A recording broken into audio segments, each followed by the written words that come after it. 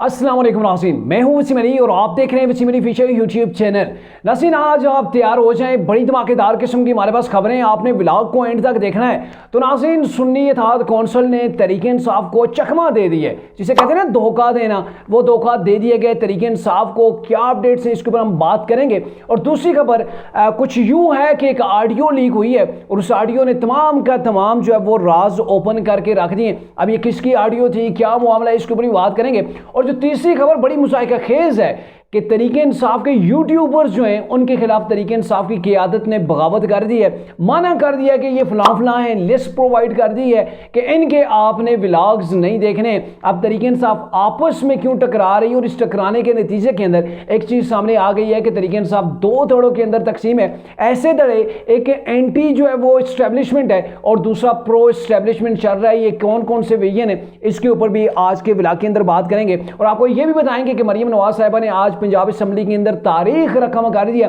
कौन कौन से इकदाम उठाए, इसके ऊपर भी बात करेंगे। और जो लास्ट के अंदर आपको मैं बताने जा रहा हूं वो बड़ी अहम खबर है कि चूंकि पाकिस्तान के अंदर अभी सहाफियों को उठाया जा रहा है, उनकी गिरफ्तारियों का सीजन एक बार फिर से शुरू हो गया। हामिद मीर ने मीडिया के ऊपर आके इंकशाफात कर दिए, अरशद शरीफ को किसने कत्ल किया, तमाम एविडेंस हमारे पास मौजूद हैं, वो नामों की लिस्ट हमारे पास मौजूद है। क्या कुछ अपडेट्स हैं, क्या पाकिस्तान के अंदर चल रहा है, मुकम्मल तफसील से आपको आगाह करते हैं। लेकिन उससे पहले आपसे होगी गुजारिश कि अगर आपने अभी तक हमारे चैनल को सब्सक्राइब नहीं किया तो काइंडली अभी हमारे चैनल को सब्सक्राइब कर लें, बेल आइकन को प्रेस करना मत भूलिएगा। तो नाज़रीन, पहले बात कर लेते हैं जी जो ऑडियो लीक हुई है उसी से शुरू कर लेते हैं आज के व्लॉग को, क्योंकि खबरें थी आज तो हमारे पास काफ़ी सारी हैं, तो सबके ऊपर बारी बारी आते हैं। शॉर्ट डिस्कशन होगा तमाम न्यूज़ के ऊपर। नाज़रीन, बेसिकली एक MQM के लीडर मुस्तफ़ा कमाल की, उनकी जो अपनी MQM की कमेटी थी उसके अंदर इजलास हो रहा था, तो वहाँ से किसी ने एक ऑडियो रिकॉर्ड की और रिकॉर्ड ऑडियो जो है वो पब्लिक हो गई है, वो रिलीज़ हो गई है, लीक हो गई है। उस लीक ऑडियो ने बहुत कुछ लीक कर दिया है, यानी कि क्या कुछ हुआ इन इंतखाबात के अंदर, तमाम की तमाम चीज़ें सामने आ गई हैं। और अगर शॉर्टली आपको बताऊं, शायद मे भी आपने जो है वो ये ऑडियो सुन ली हो, तो ये है कि इस ऑडियो के अंदर मुस्तफ़ा कमाल साहब जो बात कर रहे हैं वो बातें कम, इंकशाफात ज़्यादा हैं। उनके मुताबिक कि मुस्लिम नून के पास हम गए, पंजाब के अंदर यहाँ पे आए थे, जाती उम्रा के अंदर मुलाकात की थी उन्होंने नवाज शरीफ से, तो ये कहते हैं कि हम वहाँ पे गए तो हमें वहाँ पे बाव नहीं दिया गया, ऐसे मतलब हमें पूछताछ ही नहीं की, बस जैसे गए हैं बिन बुलाए मेहमान जाते हैं वैसे वहाँ पे हम गए। और नून लीग के मुताबिक पीपल्स पार्टी के अंदर ये सोच पाई जाती है कि MQM के पास जो मैंडेट है वो 100% जली है। यानी कहने का मतलब ये है उनका कि तरीके पीपल्स पार्टी जो है वो इस बात की कायल नहीं हो रही कि हमारे पास जेन्युइन जो है वो मैंडेट है। पीपल्स पार्टी समझ रही है कि तमाम की तमाम धांधली ज़्यादा इलेक्शंस हुए हैं जिसके अंदर MQM को 18 सीटें मिली, और अगर आप उनके साथ 4 सीटें मेरे ख्याल में रिजर्व भी उनको बनती हैं, और अगर तहरीक इंसाफ को वो मखसूस नशिस्तें नहीं अलाट होती तो MQM जो है वो 22 का भी जो है वो क्रॉस कर जाएगी। तो बेसिकली ये पहला इलेक्शन है जिसके अंदर MQM ने कराची के अंदर इतने बड़े पैमाने के ऊपर जो वो सीटें हासिल की हैं। 28 के करीब उन्होंने सिंध असम्बली के अंदर उनके अरकान मौजूद हैं और 22 के करीब उन्होंने नेशनल असम्बली की जो वो सीटें हासिल की हैं। तो MQM के मुताबिक उन्होंने कह दिया जी अगर ये हमें कहते हैं कि हमारे पास जो है वो मैंडेट 100% जैली है, तो अभी इलेक्शन के बाद एक ऐसी जो है वो पार्टी भी है जिसके पास 200% जो है वो मैंडेट जैली है। यानी कि यहाँ पे वो चीज़ें ओपन हो रही है ना, जो अंदर के राज थे वो राज एक्सप्लोर होकर बाहर आ रहे हैं कि हाँ भाई ये देखें ना कि हमें जो ताना दे रहे हैं वो अपने पास जाके देखें, यहाँ पे तो ऐसी ऐसी पार्टियां बैठी हुई हैं कि जिनके पास 200% मैंडेट जैली। अगर हमारे पास वैसे अगर आपको एक जो है वो एक ऐसी नज़र से बताएं, न्यूट्रल नज़र जिसे कह सकते हैं आप, तो उससे यूं लग रहा है कि MQM को कहीं से सपोर्ट लाजमी हो रही थी। अगर सपोर्ट ना होती तो ये तो पॉसिबल ही नहीं था कि MQM के पहले धड़े सारे यकजा हो जाते और यकजा होने के बाद वो इस कदर सीटें निकाल पाते। कोई ऐसी पार्टी इस इलेक्शन के अंदर उभर के सामने नहीं आई है जिसने इतनी ज़्यादा सीटें जो है वो हासिल की हों। कहने का मतलब ये है कि दूसरी पार्टियों के पास ज़्यादा सीटें थी, उन्होंने कम हासिल की, ज़्यादा के बजाय कम हासिल की हैं। लेकिन MQM है जिसने पिछले इलेक्शन के अंदर जितनी सीटें हासिल की उससे कहीं ज़्यादा इस इलेक्शन के अंदर जो है वो सीटें हासिल की हैं। तो अब कहने का मतलब ये ऑडियो लीक हुई है, उसके बाद MQM भी कह रही है कि हाँ भाई हमारे अंदर भी गद्दार मौजूद हैं। गद्दार कौन से? वो MQM लंदन कौन सी है? वही अल्ताफ जो हुसैन वाली MQM के लोग हमारे अंदर भी मौजूद हैं। अब हमने उनकी छांटी करनी है और ये अच्छा हो गया, ऑडियो लीक हो गई और ऑडियो भी जेन्युइन है, तो इसके बाद ये है कि हम जो है वो उनकी छांटी करेंगे। कहने का मतलब ये है कि ये जो ऑडियो लीक हुई है इसने सिस्टम को एक्सपोज किया है कि पाकिस्तान के अंदर बेसिकली ये इलेक्शन की स्ट्राइक क्यों है, क्योंकि एमकेएम उनको डिनाई नहीं कर रही बल्कि एक्सेप्ट कर रही है। एमकेएम ने नहीं कहा है कि ये झूठ बोल रहे हैं, हमारा मैंडेट तो जेन्युइन था, उन्होंने इसको जेन्युइन नहीं करार दिया है, ना ही इसको डिनाई कर रहे हैं। ये कह रहे हैं कि अगर हमारा 100% जो है वो जैली है तो फिर एक और जमात है उसका तो 200% जो है वो जैली है। आप अंदाजा लगा सकते हैं वो किस जमात की तरफ वो इशारा कर सकते हैं। एमक्यूएम की बेसिकली टक्कर पीपल्स पार्टी के साथ है। आप पता नहीं वो पीपल्स पार्टी को कह रहे हैं, नून लीग को कह रहे हैं या तरीके इंसाफ के आज़ाद उम्मीदवारों की जानब उनका इशारा है, लेकिन ये उन्होंने एक इशारा जो है वो दे दिया है। अब आते हैं जी दूसरी खबर कि सुन्नी इत्तेहाद कौंसिल ने तरीके इंसाफ यानी कि जो तरीके इंसाफ अभी वो बच्ची कुची तरीके इंसाफ है उसको कैसे धोखा दे दिया। तो बेसिकली आज सुन्नी इत्तेहाद कौंसिल को जो नशिस्तें मिलने जा रही हैं, वो नशिस्तें जो मखसूस नशिस्तें होती हैं उसके हवाले से एक केस था। केस को इलेक्शन कमीशन ने आज उसके ऊपर समाअत की। समाअत करने के बाद जब ये मैं व्लॉग रिकॉर्ड कर रहा हूँ तो उस केस को महफूज कर लिया, उसके फैसले को, और उसके अंदर कुछ अहम रिमार्क्स सामने आए, जिन रिमार्क्स के बाद पता चला है कि सुन्नी इत्तेहाद कौंसिल तो डबल विकेट के ऊपर खेल रही है। चूंकि तरीके इंसाफ जम हो गई थी सुन्नी इत्तेहाद कौंसिल के अंदर कि इसके अंदर हम जाएंगे, यहाँ हमें छाँव भी मिल जाएगी, छत जो है वो छत भी मिल जाएगी, और ये होगा कि हमें मखसूस नशिस्तें भी मिल जाएंगी। तो अब क्या है, इन्होंने पिटीशन दायर की, आज समाअत हुई और इलेक्शन कमिश्नर ने उठा के एक लेटर जो है जो बैरिस्टर अली जफर है सुन्नी इत्तेहाद कौंसिल के वकील हैं उनको थमा दिया कि ये लेटर आप पढ़ें, ये सुन्नी इत्तेहाद कौंसिल का लेटर है जिसके अंदर ये लिखा हुआ है कि हमने इलेक्शन जो है वो इस पार्टी बतौर पार्टी जो है वो हमने इलेक्शन नहीं लड़ा। जब इलेक्शन ही नहीं लड़ा तो हमें कैसे मखसूस नशिस्तें मिल सकती हैं, और ना ही हम मखसूस नशिस्तों के तलबगार हैं। तो जब ये हाथ के अंदर रखा गया तो जाहिर है तोते उड़ गए बैरिस्टर अली जफर के। उन्होंने कहा जी हमें तो सुन्नी इत्तेहाद कौंसिल ने ये पहली चीज़ ही नहीं बताई थी। तोते तो फिर उड़ना ही थे ना इनके कि आपको सुन्नी इत्तेहाद कौंसिल अपने साथ इत्तेहाद करवा रहा है, आप उस सुन्नी इत्तेहाद कौंसिल के अंदर शामिल हो गए हैं और अब जाके आपको पता चल रहा है कि सुन्नी इत्तेहाद कौंसिल ने तो पहले ही खत दिया हुआ है कि हमें मखसूस नशिस्तें नहीं चाहिए। तो आज चीफ इलेक्शन कमिश्नर ने कहा कि मुझे समझ नहीं आ रही, जब सुन्नी इत्तेहाद जो जमात है वो अगर सीटें ये मखसूस नशिस्तें नहीं लेना चाह रही तो आपको क्या प्रॉब्लम है, आप क्यों मजबूर उसे कर रहे हैं कि आप सीटें ले ही लें। जिस शख्स की पार्टी है, जो पार्टी है, पार्टी ने हमें खुद लेटर लिखा हुआ है, तो आप कहाँ से जो है वो बेगानी शादी में कहते होते हैं ना अब्दुल्ला दीवाना, तो ये आप क्यों बन रहे हैं। तो लग यूँ रहा है कि तरीके इंसाफ के हाथ से मखसूस नशिस्तें जो कि नज़र आ रहा था वो अब गई हैं। आज बैरिस्टर अली जफर और जो बैरिस्टर गौहर अली खान है उस लेटर को देखने के बाद एक दूसरे का मुंह ही देखते रह गए, क्योंकि आपकी जो इस पार्टी के अंदर शमूलियत है वो पार्टी करिए, हमें नशिस्तें नहीं चाहिए। पहले उस पार्टी ने आपको बताया नहीं, अब जाके आपको पता लगा है और फैसला भी महफूज हो गया है। तो आप समझ लें कि तरीके इंसाफ के हाथ से ये भी सीटें जो है तकरीबन लग अब तक यूँ रहा है कि ये खिसक गई हैं, तरीके इंसाफ के हाथ से निकल गई हैं। अब आते हैं जी एक अहम खबर कि तरीके इंसाफ ने अपने यूट्यूबर्स कौन से जी, आदर राजा की मैं बात कर रहा हूँ, हैदर मेहदी हैं, ये दो यूट्यूबर्स हैं जो भगोड़े हैं, पाकिस्तान के अंदर मौजूद नहीं हैं और इनके खिलाफ मिलिट्री कोर्ट्स के अंदर जो है वो फैसले भी आ चुके हैं, इनका कोर्ट मार्शल भी हो चुका है। ये बाहर बैठे हुए हैं, बाहर बैठ के तरीके इंसाफ के लोगों के अंदर ये प्रोपेगेंडा करते हैं और लोगों को पाकिस्तान के इदारों के बेसिकली ये खिलाफ करते हैं। जितने भी इनके ब्लॉग्स देखें उनके अंदर यही चीज़ें पाई जाती हैं। तो अब क्या है कि शेर अफजल मरवत जो वो सामने आ गए, एक प्रेस कॉन्फ्रेंस कहीं पर वो बैठे हुए थे, तो उनसे सवाल किया गया कि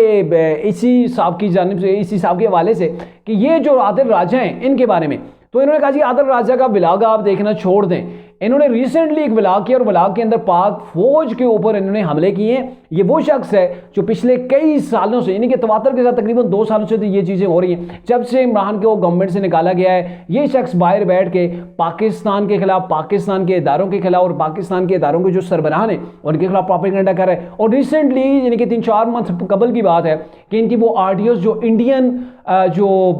रॉ है उनके एजेंट्स के साथ इनके जो राब्ते हुए थे वो ऑडियो भी पब्लिक हुई थी, जिनको इन्होंने डिनाई भी नहीं किया था।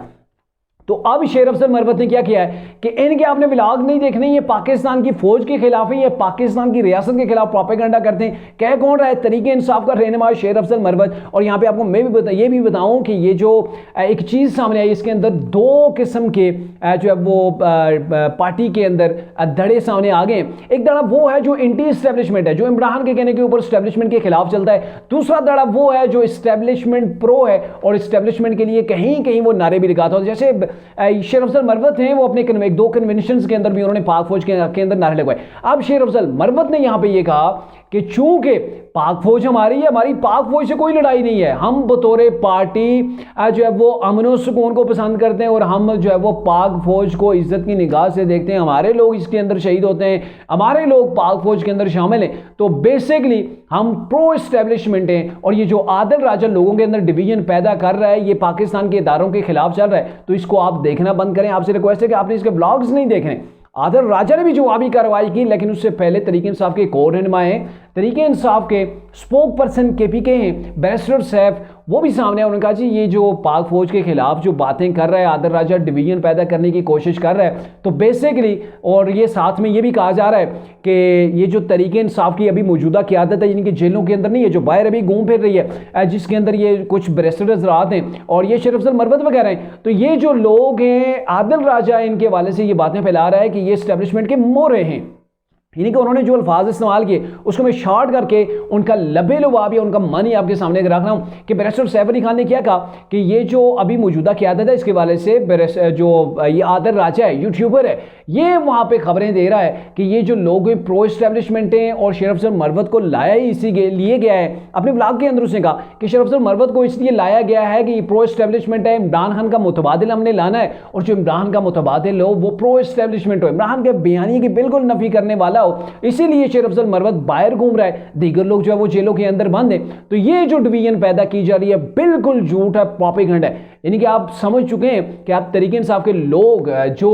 कभी आदिल राजा के बड़े फैन हुआ करते थे, आदिल राजा चूंकि बाहर बैठा था, यहाँ पे इमरान रियाज खान साहब कैद थे और गिरफ्तार थे, तो ये है कि वो आदिल राजा तरीके इंसाफ के लोगों से बड़े पसंद करे, यानी कि कामयाब यूट्यूबर आप समझ लें, और गिट्टे जोड़ के झूठ बोलने वाला ऐसा यूट्यूबर के जिसने कोई ही इल्ज़ाम शायद ही छोड़ा हो, जो चीफ जस्टिस के ऊपर न लगाया, जो आर्मी चीफ के ऊपर न लगाया, DGI/SI के ऊपर न लगाया, जिसने इलेक्शन कमीशन के ऊपर न लगाया। तो अब ये है कि तरीके इंसाफ के वो लोग जो कभी इदारों के ऊपर दौड़ रहे थे, चढ़ाई कर रहे थे, अब वो आपस में टकराव कर रहे हैं, अब आपस में लड़ रहे हैं और आपस में एक दूसरे के ऊपर इल्जाम लगा रहे हैं। और जैसे आदिल राजा ने जवाबी ट्वीट्स किए कि हाँ भाई शेर अफजल मरवत यहाँ पे आया था, यहाँ पे लोगों से चंदा इमरान के नाम के ऊपर ले रहा था। और बेसिकली अगर आपको मैं बताऊं ना, चाहे शेर अफजल मरवत हो, चाहे वो आदिल राजा हो,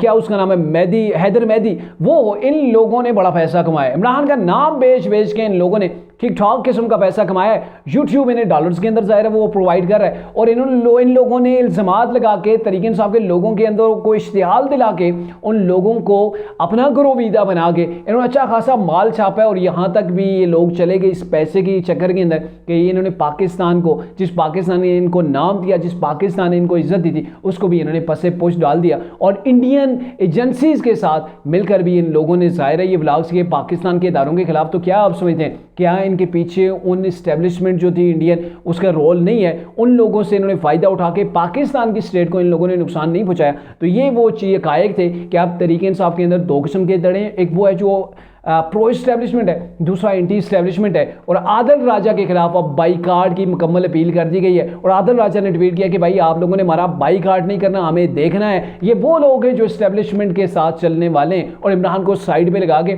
इमरान खान का पत्ता काट के रख देंगे। नाज़रीन, जो हामिद मीर की जो न्यूज़ के बारे से मैं बात कर रहा था कि हामिद मीर ने कौन से इनके शफात किए, तो बेसिकली दो सहाफ़ी गिरफ्तार हुए। इमरान रियाज को उठा लिया गया था, असद अली तूर को रिसेंटली उठा लिया गया था। और अगर असद अली तूर के हवाले से मैं बात करूँ तो असद अली तूर ने चीफ जस्टिस पाकिस्तान के खिलाफ कुछ इल्ज़ामात उनके ऊपर लगाए थे। और मैंने खुद उनका एक व्लॉग सुना है जिसके अंदर वो ये कह रहे थे कि चीफ जस्टिस झूठ बोल रहा है। व्हाट्सएप के ऊपर इन्होंने जो है वो अपने जजेस को आगाह किया था, उनके साथ डिस्कशन उन्होंने कर लिया था। तो ये चीफ जस्टिस का एक बहुत बोंडा किस्म का झूठ है। ऐसी वैसी वो बातें जो है वो असद अली तूर ने अपने ब्लॉग के अंदर भी की थी। और अगर आपको मतलब कोई भी चीफ जस्टिस है, तनकीद तो उसके ऊपर की जाती है, लेकिन तनकीद ऐसे आप करते हैं कि जो जज है, जज का अगर टिल्ड कहीं पे शो रहा है, किसी पार्टी को सपोर्ट कर रहा है, तो उसके वाले से आप ये कह सकते हैं कि ये जो फैसला आया है, ये फैसला कुछ ऐसा लग रहा है कि इसके अंदर टिल्ट जो है वो कहीं पर है। और जो सही है कि जो जज की जजमेंट होती है आप उसके ऊपर तनकीद कर सकते हैं, लेकिन आप बराह रास्त उठ के आ जाएं, जज को बुरा भला कहना शुरू कर दें और जज को कहें कि ये एक झूठा जज है, ये जज जो है वो इसने तमाम रिकॉर्ड तोड़ दिए हैं, हम समझते थे कि बेहतर जज है लेकिन इसने झूठ के जो है वो रिकॉर्ड तोड़ दिए। तो वहाँ पे आपको कुछ एविडेंस पेश करना पड़ते हैं, आपको जाके दिखाना पड़ते हैं कि हाँ भाई ये जो आपने फैसला किया इसके अंदर ये खामी आपने छोड़ी है। है उसके ऊपर आप बात कर सकते हैं, लेकिन ऐसे आके आप अगर आपके पास माइक है, आपके पास कैमरा है, तो इसका ये मतलब नहीं है कि आपको इतनी आज़ादी है कि आपके मुंह के अंदर जो भी आए बोला जाए। और मीडिया के अंदर जो कुछ भी हो रहा है पिछले कुछ अरसा से, स्पेशली इलेक्शन के बाद, अब वो बड़ा अनफॉर्चुनेट है। वो ऐसा है कि पाकिस्तान को डिवाइड करने की कोशिश हो रही है, इलेक्शन को कलादम करार देने के लिए या इलेक्शन को जो मुतराज़ा बनाने के लिए बड़ी कोशिशें हो रही हैं। और चीफ जस्टिस के ऊपर भी बहुत से इल्ज़ामात जो वो लगाए जा रहे हैं। अब ये जो इल्ज़ामात लगाए जा रहे हैं, पिछले ब्लॉग के अंदर भी मैंने बात की थी, 190 मिलियन पाउंड का जो केस था उसको टेक अप करने की वजह से भी चीफ जस्टिस को जो है वो टारगेट किया जा रहा है, क्योंकि ये जो 190 मिलियन पाउंड का जो केस है, ऐसा मामला है कि ऐसा वो बिजनेस स्ट्राइक होना है कि कोई उसका नाम लेने को भी तैयार नहीं। मलिक रियाज की मैं बात कर रहा हूं कि उसका कोई भी शख्स जो है वो नाम लेने के लिए भी तैयार नहीं होता है। तो ये है कि अगर उसके खिलाफ आपने एक केस को ओपन कर दिया है तो मेरे ख्याल में जाहिर है मीडिया फिर क्या चीज़ है उस शख्स से आगे, तो ये ऊपर नीचे उतार चढ़ाव जो आपको देखने को मिलेगा। लेकिन हामिद मीर साहब ने आज आके ये कह दिया कि आपने उनको गिरफ्तार किया, हमें भी गिरफ्तार कर लें। और हामिद मीर ने यह भी इल्ज़ाम लगाया कि उन्हें जो गिरफ्तार किया गया, बीबीसी को बेसिकली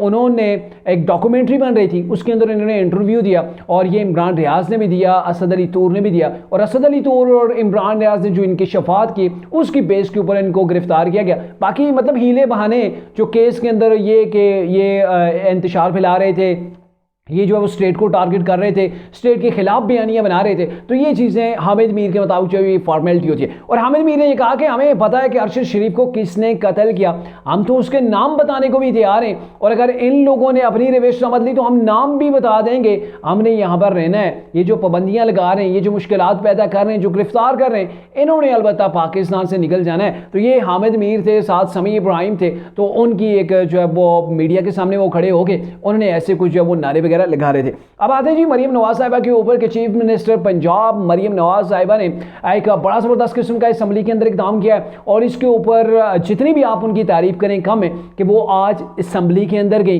जब असम्बली के अंदर पहुंची तो वो वहाँ पे अपोजिशन लीडर, जाहिर है जो तहरीक इंसाफ के थे, वज़ीर आला के नामज़द उम्मीदवार थे, उनके बेंच के पास गई, वहाँ पे उनसे मिली और उनको मुकम्मल यकीन दहानी कराई हर तरह के तावन की। तो ये इट्स मीन के एक पॉजिटिव रिस्पांस दिया है मरियम नवाज ने कि वो अपोजिशन को लेके आगे चलना चाहती हैं और सूबे की तरक्की के अंदर अपना पॉजिटिव जो है वो रोल अदा करना चाहती हैं। वैसे तो पंजाब असम्बली के अंदर यहाँ पे गुमसान कराना पड़ता रहा है, यहाँ पे वो पूरी पूरी झपटें होती रही हैं। आपने देखा था वो परवेज इलाई का वो कह रहे थे कि बाजू टूट गया, ऐसे वो गले के अंदर डाल के गए थे। तो पंजाब असम्बली के अंदर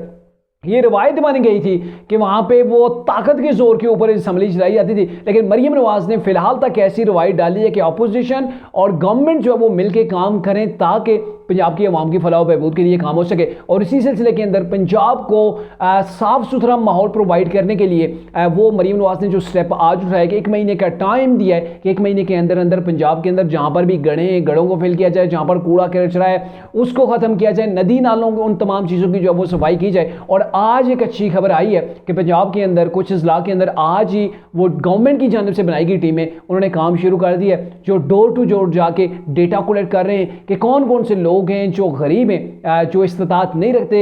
जो वो रमज़ान के अंदर राशन उन्हें प्रोवाइड किया जाएगा। तो ये मेरे ख्याल में एक ज़बरदस्त किस्म का स्टेप है जो मरियम नवाज जैसे ही आएंगे इक़्तिदार के अंदर, 2 रोज़ नहीं गुजरे, ग्राउंड के ऊपर जो वो काम होता हुआ भी अब नज़र आ रहा है।